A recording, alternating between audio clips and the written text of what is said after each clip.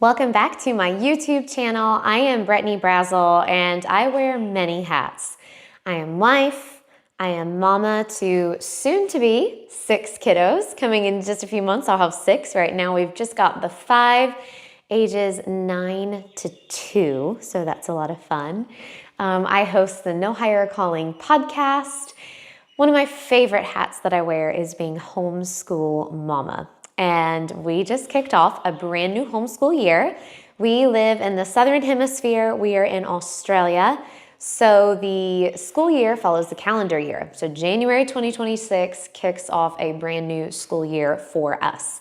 In this video, I want to show you the curriculum choices that I am using for my kindergartner. She is currently 5, but she will turn 6 midway through the year. So we did a little bit, of course, when you're a homeschool family, you learn together. It's just the environment of our home. So she did a few kind of more preschool things last year, but she's really jumping in officially this year. And I will link down in the comments. I've done a whole podcast episode on homeschooling in the little years. I know sometimes when people start out with homeschooling, especially in the kindergarten, first grade age, it can feel so overwhelming, so many things to teach them. And I have personally found that there is plenty of time in the future to do all the things. And I'm really at a season with my older 2 that we're dabbling into all the things. But in kindergarten, I really like to keep it simple because there are things that I feel like are of utmost importance at that age for a child that I do not want them to miss out on. Things like playing outside, reading lots and lots and lots of books, just enjoying being a kid. I don't want school to take from their childhood. I want it to add to it. And like I said, being a homeschool family, we really have this lifestyle of learning. So yes, while you will see some of the focused instruction that I give to my 5-year-old, what you're not going to see is how we count leaves when we're outside on a hike, or how I have introduced fractions as we're cooking in the kitchen. Right now, my Ivy, my 5-year-old, loves to cook with me. She loves to bake, so that's a great opportunity to get some math in, to get some food safety skills, get that home ec stuff in. So there's so many different elements that go into learning. But specifically in this video, I'm going to show you kind of just the structure of the curriculum pieces that we have chosen for her kindergarten education. So like I said, I really like to keep this simple.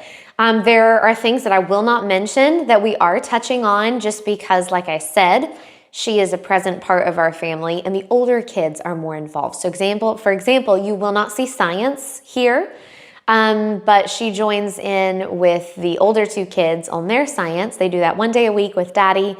And so she doesn't have any curriculum. She doesn't even really have any responsibilities personally, but she's listening, she's learning, she's engaged. Another aspect of this that I'm not going to show you in this video is how we do morning moments. I will do another video on that. Morning moments, some people call it morning time, morning basket time. It doesn't have to be done in the morning, but that encompasses a lot. That encompasses a lot of our memory work, a lot of our Bible reading, memorization, Bible stories, hymn singing, poetry memorization, geography, learning countries, flags, looking at a map. We are learning the different parts of the rock cycle. Read-alouds tend to fall in that. So that's morning time. That'll be a separate video. This video, I'm just going to show you the core of what I do, just me and Ivy. So first up, we're going to talk about her reading instruction. So this kind of is language arts, I guess, but really right now we're focused on reading, penmanship, and yeah, that's pretty much it. So I did a blog post where I link all the things for this and for my other kiddos, what I'm using. I'll put that down in the comment section. But I know that I've referenced before that I use a language arts instruction in the early years called the Reading Lamp. Long story short, it is currently being written. It's not available yet, but I want to show you the pieces that I use that are available for you to get. The first one are the grapheme cards, okay? So these you can find on Amazon. Again, I'll link them. Well, actually, they're linked in the blog. They're in the comments. But we go through these every day. These would be the multi-letters. This is K, 2-letter K. We have sh, English sh. This one's ch, K, sh. W, And that's all that we've learned for the multi-letter graphemes, so more than one letter. And then we have all of her single letters. She knows those. We've got j, t, v. We go through these all the time. Ivy taught herself to read. I don't know how. I'm highly impressed. No kudos to me, all to her. She's taught herself to read, so that gave me a huge jump start coming into kindergarten. She knows all the single letter graphemes. We're working on the multi-letter graphemes. We're reading together. One of the things that I love using when I read with her is this Victory drill book. And it just has all different word lists that really correspond with a lot of the different multi-letter and single letter graphemes that we're learning. So we'll usually review our graphemes. I time her on that once a week just to, give her a challenge. And then we'll go through some of the words in this. Then, like I said, this is just some print-offs of the this is like rudimentary, okay? This is not finished. But this is some of the reading lamps, some of what we're doing with her. And really the main thing that I want to show you in here is penmanship. So we do cursive first. Again, I did a whole podcast episode on why I feel like that is the way to go. From all of my research, it is a superior way to teach handwriting. But we begin very simple. We begin with 3 approach strokes. So every cursive letter is formed by one of these approach strokes. So for weeks, she just traced these approach strokes, drew them on her whiteboard, drew them in sand, drew them on a piece of paper. And then after that, we start introducing the letters. So we just got started. This is like the first time she's ever done these letters, but I'm so impressed. Again, we do some of that practice of the approach stroke. Right now we're focused on the letters that have the under, over, stop approach stroke. So you'll see that in letter A, letter D, letter O, and I think C. And then she'll be learning G. After that, we'll do the swing up approach stroke, then the swing way up approach stroke. Once she gets a little more confident in her writing, then we will start branching into doing some spelling lists, more writing, but we've got to get down the how do I form the letters before we start trying to do spelling words. I'm hoping that that will be more second semester of this year, in which we will use this Wise Guide for Spelling book. This was done by Wanda Sunseri, kind of the Spalding spell to read, write and read method. That is what the reading lamp is based off of. So these are the resources that are available at present. And so I'm using what little bit I've been able to kind of try from the reading lamp, incorporating it with this instruction that I received when I went to college. And it's really worked great. I feel like it gives my kids a super great reading foundation. They're all 3, the older 3 that are reading, are great readers.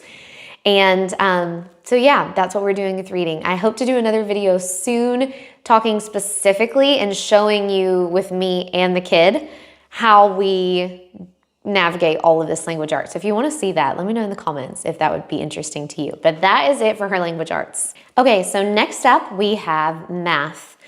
I did another YouTube video. Goodness, this has been like 2 years ago probably.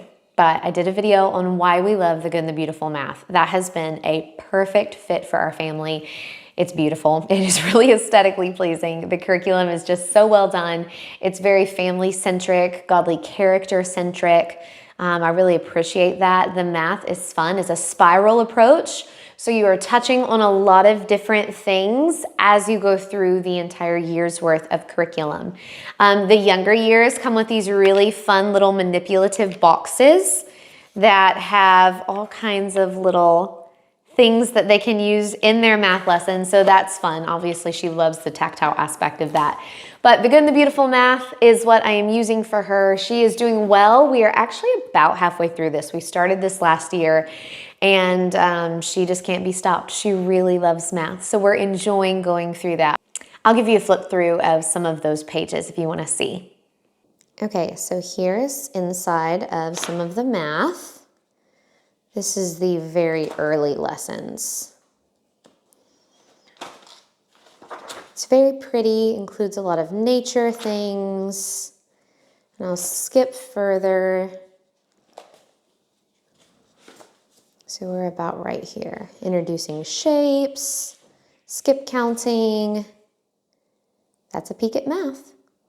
All right, really last up for Ivy, my kindergartner, would be history.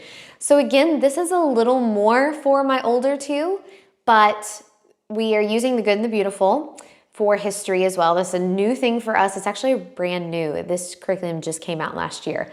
They're working on a 4-part history course. We have part 1, and they have like a kindergarten to 2nd grade activity pack that you can get that goes along with it. So Ivy listens into the history lessons, and then she does her activities. So I'll show you the activities in a minute. But this is the course book.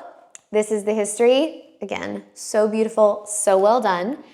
And then we've got the lessons. So we're about to learn about ancient Egypt, and really that's the lesson, those 3 pages. It tells me everything that I need. It's very open and go. It's short. It doesn't take a lot of time, usually 15 minutes, maybe 20-ish. There's a few Let's Connect portions where you're to ask the kids questions, kind of discussion questions. Sometimes that can make it go longer or shorter, which is totally fine. That's why we homeschool, to have these great conversations. Here's her history activity book, and these just have really simple little activities that go along with each lesson. Things she can color, some things she can cut and paste.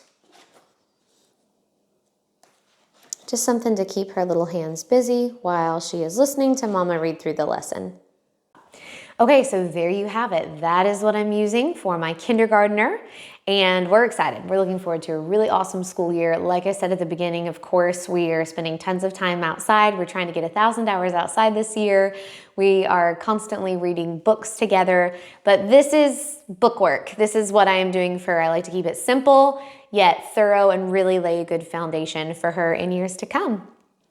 Thanks for joining me on this video. If you enjoy homeschooling content, I'd love to hear from you. I plan to put more out. Be sure that you like and subscribe to the channel, and I'll join you next time.